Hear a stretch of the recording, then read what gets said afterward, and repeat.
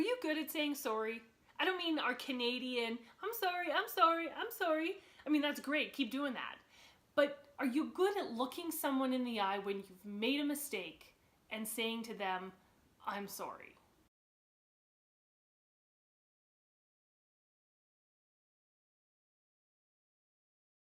Hi everybody, I'm Michelle Carre and welcome to Your Delicious Life, where each week we take a look at life from a different perspective and we either learn something new or get reminded of something that we already knew. Now this week's episode has a super long title, but I love it. It's called Lessons in Saying Sorry from Cassie Campbell and Maria von Trapp. Last week I had the opportunity to go to an event hosted by the Canadian Business Chicks. It was called Hockey and Heels, which obviously I loved. And it was a great night because we all had dinner together and, chatted and got to know one another. But then Cassie came out and did a talk for about 15 or 20 minutes. And then we again got to chat with one another, chat with Cassie Campbell as well if we wanted to, and of course watch the hockey game. During her talk, Cassie talked about, of course, her journey to the Olympics and what it's like winning 2 gold medals, but she also talked about winning the silver medal and what that was like and some perspective around that.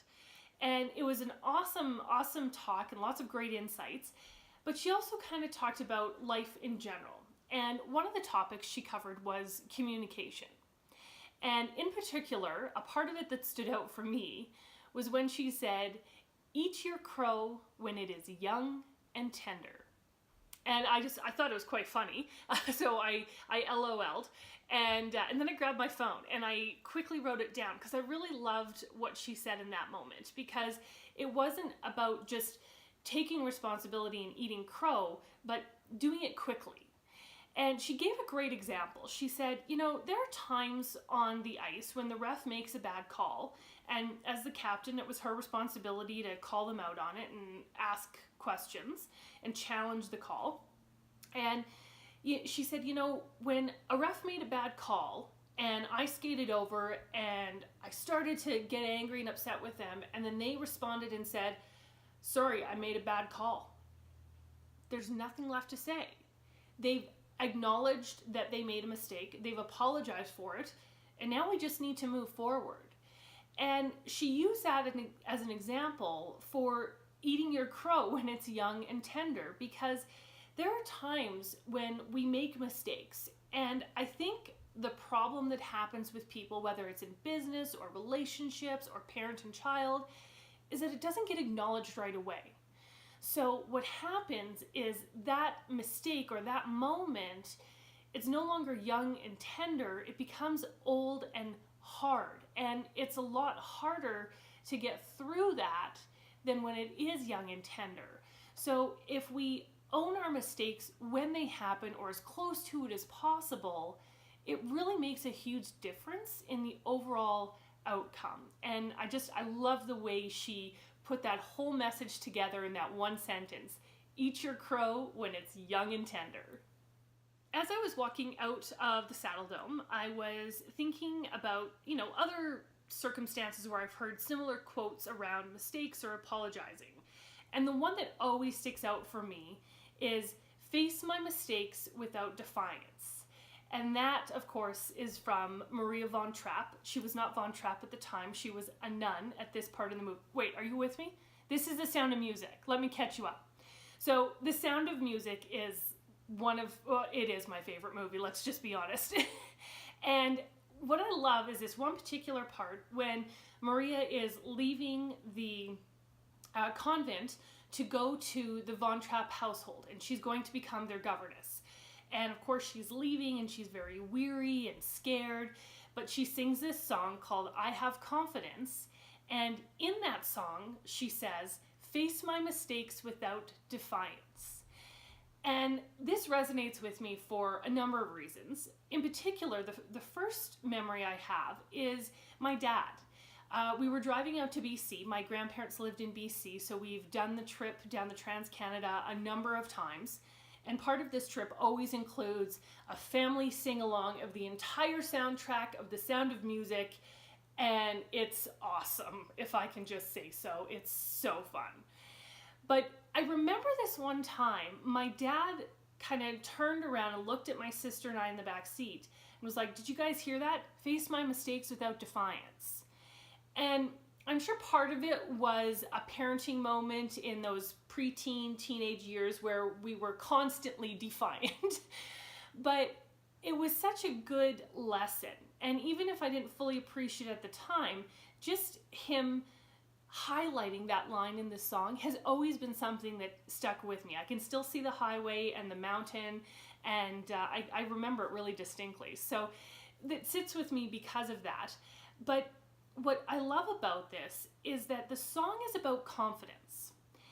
And the way she gains confidence in the song, or the way she realizes she can go into this new situation with confidence, is to know that she can face the mistake without defiance. And that takes incredible confidence. So when we own our shit, for lack of a better term, we're also building our confidence. Because when you eat crow, it's unpleasant, it's uncomfortable, it's a humbling experience. But when we do that, it builds our confidence. And when we face our mistakes without trying to explain or defend, it builds confidence. And it does it because those are uncomfortable moments. They're challenging moments. But if you as a person can get through those moments and acknowledge that you have faltered, it makes the other difficult moments that we face in life, when it maybe isn't our responsibility or it isn't us that has to be humble, it just makes those other challenging moments easier for us to get through, because we've built up that confidence muscle by being responsible for ourselves. Owning our mistakes builds confidence, but I think it also connects us. I mean, picture that moment when a ref says to the captain, "I'm sorry, I made a bad call." They are vulnerable in that moment. They are stripped down in that moment. And that captain gets a glimpse of this human being just trying to do their best, just trying to have a human experience. And when we get to those moments where we can strip away the armor and we can strip away the facades that we carry around with us, and we're just our vulnerable human selves, and people can see us, it allows them to connect with us. And when we can connect, we can empathize. And I think that builds so much for humanity in general, because at the end of the day, we really are all just humans trying to have a human experience. I want you to consider that the next time you find yourself in a challenging moment, maybe you have been the one that made the mistake and needs to own up to it, needs to apologize. Let's take Cassie Campbell's advice and eat that crow while it is young and tender, so it doesn't fester. And let's take Maria's advice and face our mistakes without defiance. Eat it young and tender and own it. Know what happened and don't try to defend or explain. Just own the moment. And when you're doing all of that and you can be stripped down and vulnerable, you will connect and you will grow and you will build the strength in those relationships. Whether it's business, romantic, children, friends, doesn't matter whom. You will build those relationships to a new level, which I think is pretty darn cool. Thank you guys so much for watching. Next week, I'm going to dig into time blocking and tasks and how we can manage the calendar with that, because there are people out there that love to time block, but there are also people that are more task oriented. So which one's right? Do they both work? How can they work together? That's what I'm going to dig into next week, so I can't wait to share that with you.